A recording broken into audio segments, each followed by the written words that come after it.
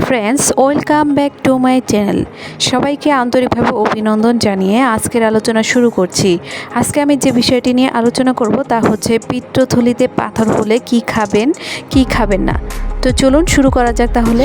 দীর্ঘ সময় ধরে না খেয়ে থাকলে এবং বছরের পর বছর খাবারে অনিয়ম করলে পিত্তথলির পিত্তরস ঠিকভাবে কাজ করে না, আর তখনই তৈরি হয় পিত্তথলিতে পাথর।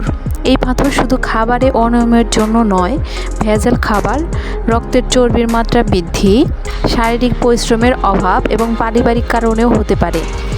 এছাড়া শরীরে চর্বি বেশি জমলে, পানি কম খেলে, রক্ত বেশি ভাঙলে এরকম পাথর জমতে পারে। তবে পিত্তরস কোনো কারণে ঘন হলে এই আশঙ্কা বেড়ে যায়। সাধারণত 5টি এফ থাকলে এই পাথর হওয়ার আশঙ্কা বেড়ে যায়।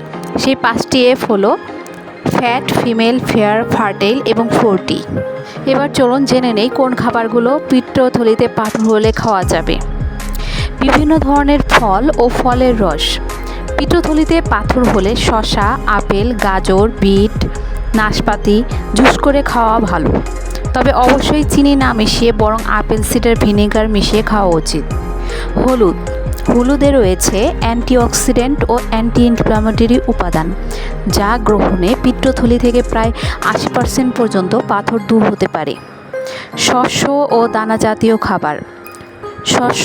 দানা জাতীয় খাবার ট্রাইগ্লিসারাইড ও খারাপ কোলেস্টেরলের মাত্রা কমিয়ে পিত্তথলির পাথর তৈরিতে বাধা দেয়।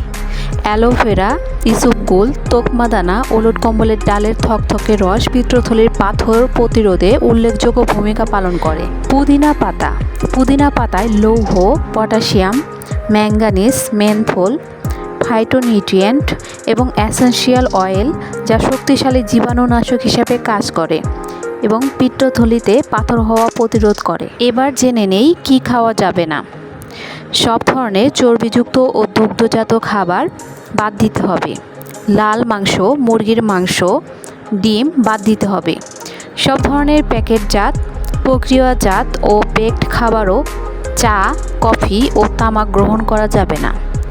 এছাড়া এ রোগ প্রতিরোধে ভালো খাদ্যাভ্যাস, নিয়মিত ব্যায়াম ও দৈনিক 2.5 লিটার থেকে 3 লিটার পানি পান করতে হবে। বন্ধুরা, আজকে তাহলে এই পর্যন্তই। আমার ভিডিও যদি ভালো লেগে থাকে এবং আমার ভিডিও থেকে যদি সামান্য পরিমাণ উপকৃত হন, তাহলে অবশ্যই বেশি বেশি লাইক, শেয়ার, সাবস্ক্রাইব এবং কমেন্ট করবেন। ধন্যবাদ সবাইকে।